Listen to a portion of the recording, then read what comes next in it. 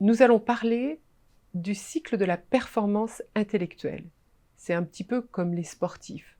Alors Catherine, est-ce que tu peux nous expliquer ce que c'est que le cycle de la performance? Alors, pour être efficace au travail, l'efficacité va de pair avec une performance adéquate. Donc, pourquoi le cycle de la performance? Parce que, en fait, le cerveau, c'est un muscle comme les autres. Je vais dire. Et il faut le faire travailler, exactement comme un sportif de haut niveau fait travailler tout son corps, ses muscles, son physique. Donc, on suit exactement le même type d'entraînement pour arriver à la même performance. Voilà. D'accord. Alors tu peux peut-être nous expliquer quels sont les éléments qu'il faut mettre pour devenir performant, en fait. Je fais Alors, comment pour devenir un champion alors du cerveau? exactement. Donc, on a tous un cerveau extraordinaire et on a tous à le traiter comme un champion qu'il est. Donc, le cycle de la performance, il y a 5 étapes. Il y a d'abord se préparer, une bonne préparation, hein, c'est pareil pour les sportifs. Ensuite, il y a se concentrer sur son objectif, hein. Il y a le démarrage, que ce soit se mettre à courir ou se lancer dans la rédaction d'un mail ou peu importe. Donc, on démarre. Ensuite, il y a la troisième phase, c'est de pouvoir rester concentré, ne pas se disperser. La quatrième étape du cycle, c'est de mettre fin à son activité quand c'est le bon moment. Et la cinquième étape, qui est presque la plus importante, c'est la récupération. C'est-à-dire que la phase de récupération après un effort vous permettra d'être encore plus performant ou autant performant pour la tâche suivante. S'il n'y a pas de récupération, il n'y a pas de performance. D'accord, très bien. Et tu peux nous développer un tout petit peu chacun de ces chapitres, en fait? C'est-à-dire se préparer, comment je prépare mon cerveau, en fait, à Oui. devenir performant? Alors, qu'est-ce que c'est que une bonne préparation pour un cerveau? C'est de déterminer son objectif. C'est-à-dire que souvent, on n'est pas au clair avec ce qu'on va faire. La mauvaise idée, par exemple, c'est de démarrer plusieurs choses en même temps, ou de papillonner, ou de sauter d'un truc à l'autre. Donc là, en fait, la préparation mentale, c'est, voilà, je décide de faire telle tâche, telle activité, je m'y mets et je reste concentrée jusqu'à ce que j'arrive au bout. Voilà. D'accord, très bien. Et donc ensuite, après la préparation? Donc, après la préparation, il y a la concentration. Donc là, c'est pareil. Ça se joue au niveau de la décision et du libre arbitre. C'est-à-dire que pour se concentrer, ça veut dire quoi? Ça veut dire fixer son attention sur un objectif, la maintenir sur cet objectif le temps qu'il faut pour réussir son objectif. Donc, il y a 3 types d'attention. Il y a une attention soutenue. Alors, le principe de l'attention, c'est que c'est une capacité à durée limitée. C'est-à-dire qu'on ne peut pas être attentif pendant des heures. Un petit, par exemple, 20 minutes, c'est son maximum.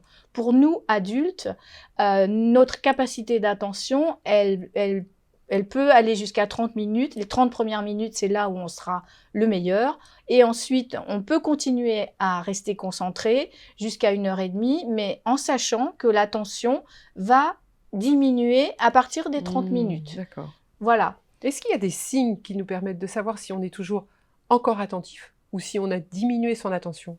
Alors, oui, on a tous, et cette auto-observation, elle est fondamentale. On a tous notre façon de se concentrer, de rester concentré, et une autre façon à nous d'être attentifs ou pas. Et on a tous aussi des éléments perturbateurs qui vont faire qu'on n'arrive pas à soutenir son attention.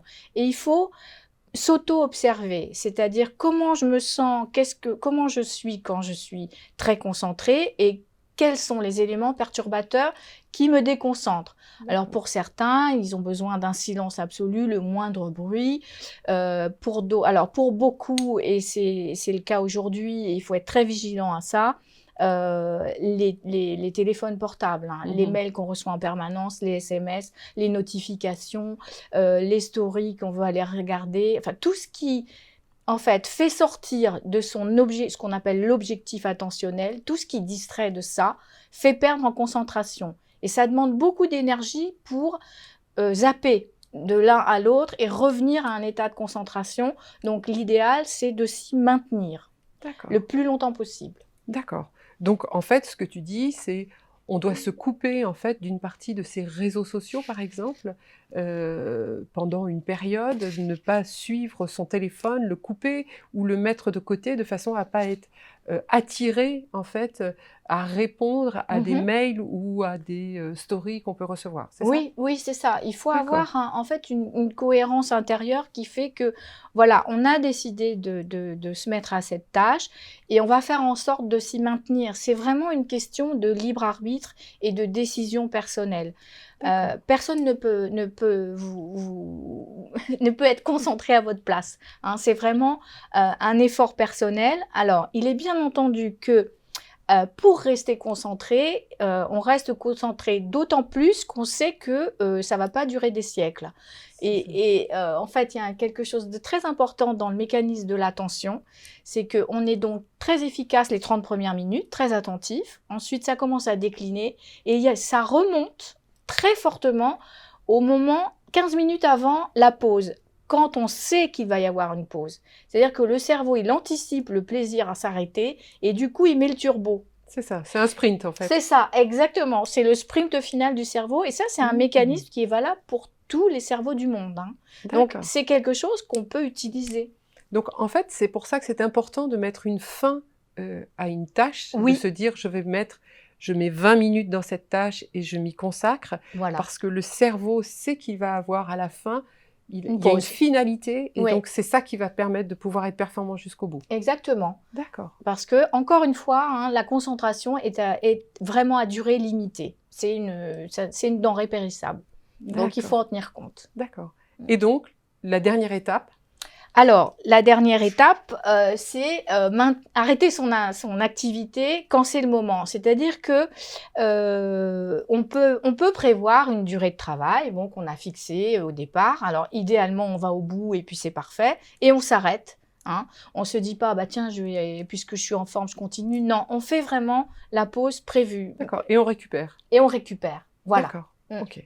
Donc, je vais vous rappeler les principaux éléments, ce qu'il faut retenir. Donc, comme un champion, on se prépare avant l'événement, on se concentre, on fait attention de ne pas avoir des signes extérieurs qui peuvent nous déconcentrer.